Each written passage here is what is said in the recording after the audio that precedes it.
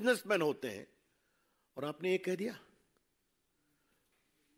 तो आपके खिलाफ कार्रवाई नहीं होगी क्या? क्यों नहीं होनी चाहिए? अगर आप एक पूरे सरनेम को इस तरह से इंसल्ट करेंगे कि जिसका सरनेम मोदी हुआ वो चोर होता है, तो बिल्कुल डिफेमेटरी है ना। और बाकायदे सुनवाई हुई, उनको अपना पक्ष रखने का अवसर मिला, उनके वकीलों ने बहस की, प्रोसिक्यूशन के विटनेसेस आए, जो कानून की प्रक्रिया है उसके अनुसार यह निर्णय हुआ। जहां तक मेरी जानकारी है, बिहार भाजपा के नेता सुशील मोदी ने भी पटना में एक केस कर रखा है और वहां भी राहुल गांधी बेल पर है और जल्दी वो सुशील मोदी के साइड का एविडेंस पूरा हो गया, उन लोगों का एविडेंस शुरू होगा इनका। लेकिन आज कुछ बड़े सवाल मुझे करने हैं। मैं देख रहा था कि राहुल गांधी ने कहा कि मैं सत्य और अहिंसा में विश्वास करता हूं। क्या सत्य और अहिंसा में विश्वास करना लोगों को अपमानित करना है? देश को जाति सूचक गाली देना है? जो उन्होंने कहा मैं उसको दोहरा नहीं सकता, आपके सामने है कि कितनी वो भद्दी बात उन्होंने कही। अगर राहुल गांधी को अपने जिद से लोगों को अपमानित करने का अधिकार है, गाली देने का अधिकार है, तो जो उनकी गाली से दुखित हैं, पीड़ित हैं, उनको कोर्ट में डिफेमेशन केस करने का अधिकार है। The law of India is that if an individual or an organization has been defamed by defamatory comment, by abuses, by scurrilous comments, by scandalous comments, then he has got the right to seek redress.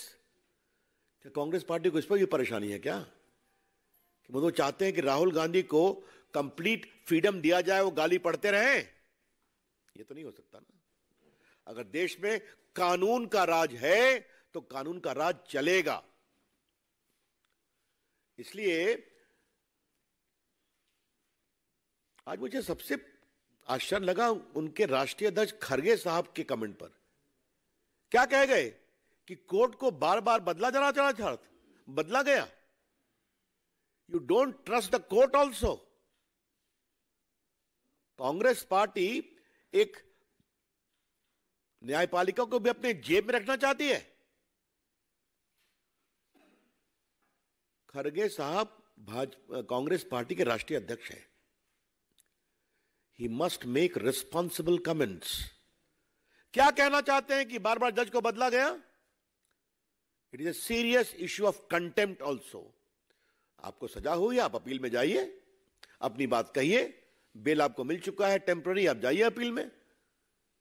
ये आप कैसे कर सकते हैं? और राहुल गांधी ने कोई पहली बात तो नहीं कहा है। याद करिए, राफेल के मामले पर इन्होंने सुप्रीम कोर्ट के बारे में भी टिप्पणी की थी और बाद में माफी मांगा इन्होंने। इस पर हम चर्चा कर चुके हैं। तो आलोचना का हम सम्मान करते हैं, राहुल गांधी आलोचना नहीं करते। राहुल गांधी देश को बदनाम करते हैं, जनतंत्र को बदनाम करते हैं और देश की जनता को भी बदनाम करते हैं। अब जैसे आपको अभी हाल में लंदन गए थे ना, उनकी तो हमने आपको एक ही बात कही कि भारत में लोकतंत्र समाप्त हो गया है और यूरोपियन कंट्रीज को और अमेरिका को इसका नोटिस देना चाहिए। उसकी चर्चा मैंने यहीं से की थी, तो कितना तूफान खड़ा किया गया, मेरे खिलाफ बड़े अपशब्द कहे गए। फिर हमने उनका वीडियो डाल दिया आपके सामने, तब कोई जवाब नहीं मिलता। उन्होंने भारत के लोकतंत्र का अपमान विदेशी धरती पर पहली बार नहीं किया है, हमेशा करते हैं और उनको वोट नहीं मिलता। अभी आसाम में, नॉर्थ ईस्ट में हारे, नागालैंड में हारे, मेघालय में हारे, मिजोरम में हारे, तो फिर कहते हैं कि देश में लोकतंत्र खत्म हो गया। If the people don't vote for you, Mr. Rahul Gandhi, don't blame the people of India. Don't curse the democracy of India. न भारत की जनता का अपमान करें, न देश के लोकतंत्र को पर विलाप करें। यह हम कहना चाहते हैं। बताइए उन्होंने क्या क्या कहा? नफरत के बीज बोएंगे। राहुल गांधी विदेश गए तो नफरत के बीज तो बोएंगे ही बोएंगे। लंदन में क्या कह गए? भारत यूनियन ऑफ स्टेट्स है, भारत राष्ट्र नहीं है। तो राष्ट्र की समझदारी राहुल को कितना आपको पता ही है। ये तो बिल्कुल माओइस्ट थिंकिंग है ना, कि भारत कोई देश नहीं है, एक राज्यों का समूह है जिसको संवैधानिक दबाव में एक रखा गया है। अब बाकी मैंने कह दिया, भारत के लोकतंत्र पर हमले हो रहे हैं, भारत की आवाज दबा दी गई है। उसके बाद उन्होंने क्या कहा? कश्मीर एक बहुत ही हिंसक राज्य है, जबकि वहां हिंसा कम हुई है। वो तिरंगा फहरा करके आए। पुलवामा हमले को उन्होंने लंदन मार्च में कहा कि वो कार धमाका था, कार धमाका, शहीदों का अपमान किया उन्होंने। फिर कहा विपक्षी नेताओं के फोन पर पेगासस लगे हुए हैं। सुप्रीम कोर्ट ने कहा अपना फोन तो दे दीजिए आप, तो देने की हिम्मत नहीं हुई। और चीन की तारीफ तो जो उन्होंने किया, आपने देखा ही, चीन सद्भावना बड़ा देश है। 22 में क्या कहा था लंदन में? देश में मिट्टी का तेल छिड़क दिया गया है, चिंगारी की जरूरत है। और कहा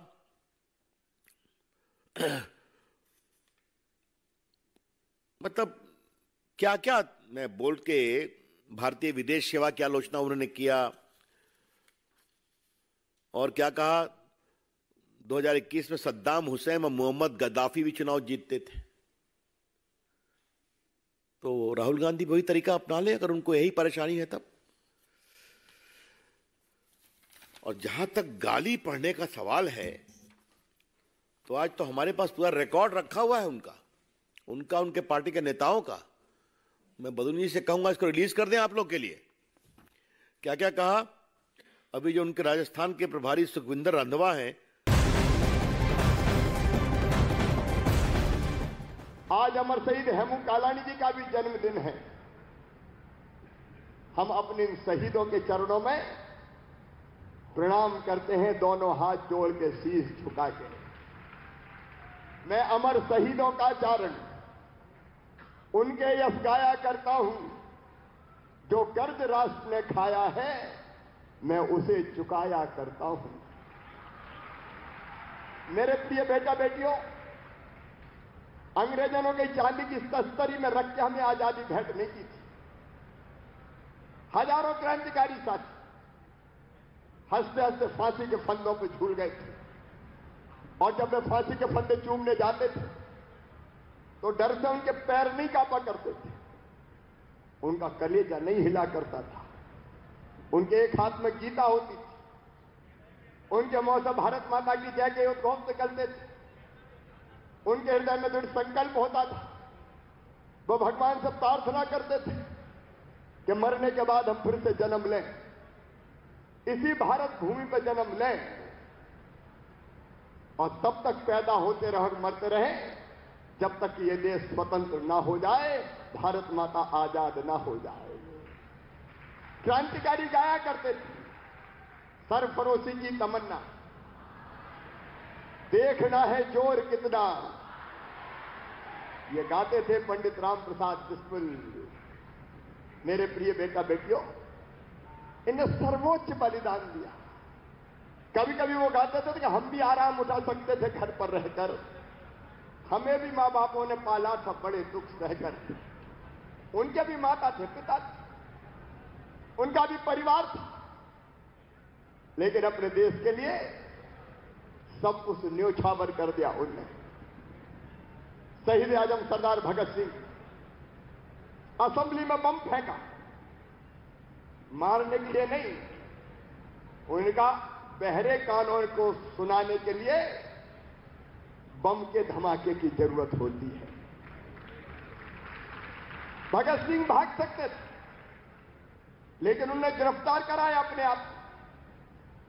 और जब भगत सिंह जी को फांसी की सजा हो गई, वो जेल में थे, 2 साल लगभग जेल में रहे, और जेल से छुड़ाने की योजना उनके क्रांतिकारी साथियों ने बनाई। मिलने पहुंचे और कहा कि हमने आपको जेल से छुड़ाने की पूरी योजना बना दी। भगत सिंह जी का चेहरा गुस्से से तमतमा गया। तो भगत सिंह को कायर समझते हो? क्या मैं मौत से डरता हूं? मित्रों, इनका भगत सिंह कायर कैसे हो सकते हैं? लेकिन हमारी चिंता एक कि एक भगत सिंह अगर फांसी लगने के कारण हमें छोड़ के चले गए तो इस क्रांतिकारी आंदोलन का नेतृत्व कौन करेगा? भगत सिंह बोले, अरे फांसी लगेगी तो एक भगत सिंह मर जाएगा, लेकिन उसके रक्त की धार से हजारों भगत सिंह पैदा हो जाएंगे जो तब तक लड़ेंगे जब तक कि देश स्वतंत्र नहीं हो जाता, भारत माता आजाद नहीं हो जाती। वो कैसे दीवाने थे, वो कैसे